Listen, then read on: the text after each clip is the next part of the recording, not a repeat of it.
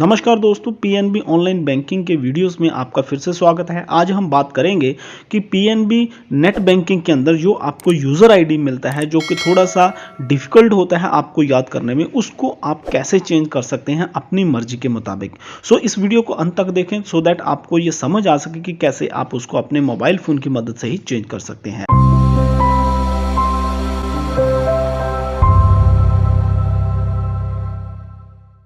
तो सबसे पहले आपको क्या करना है फ्रेंड्स, आपको क्या करना होता है, आपकी पीएनबी वन ऐप के ऊपर आपको चले जाना होता है। यहाँ पे आपको लॉगिन कर लेना है। जैसे आप लॉगिन कर लेते हैं तो कुछ इस प्रकार का विंडो आपको दिखता है। ये देखिए, मैंने यहाँ पे ऑलरेडी लॉगिन किया हुआ है।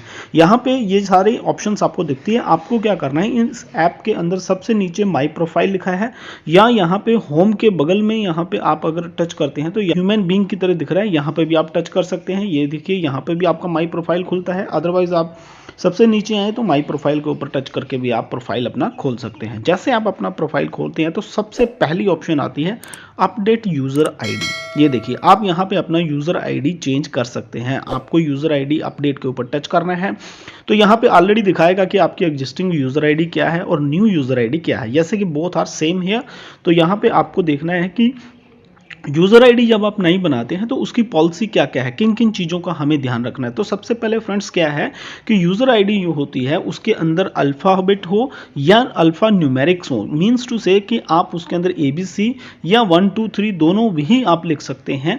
ये दोनों ऑप्शन आप जैसे कि यहाँ पे एग्जाम्पल दिया हो, दोनों में आप लिख सकते हैं। उसके बाद तो मिनिमम लेंथ जो है वो है इसकी 6 करेक्टर। अगर आप 5 करेक्टर यूज़र आईडी रखते हैं तो वो यहाँ पे एक्सेप्ट नहीं होगा।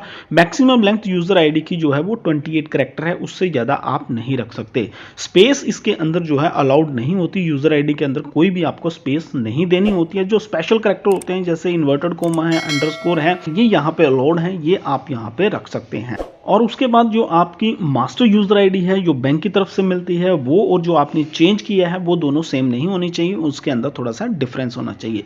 तो चलिए अभी हम यूज़र आईडी को चेंज करते हैं। जैसे कि एग्जिस्टिंग यूज़र आईडी दिख ही रही है हमें कि जो भी हमारी एग्जिस्टिंग यूज़र आईडी है, अभी न्यू यूज़र आईडी हम यहाँ पे दे लेते हैं। तो आपने न्यू यूज़र आईडी वो रखनी है जो इजीली आपको याद होता है। मैं यहाँ पे कोई भी न्यू यूज़र आईडी दे देता हूँ।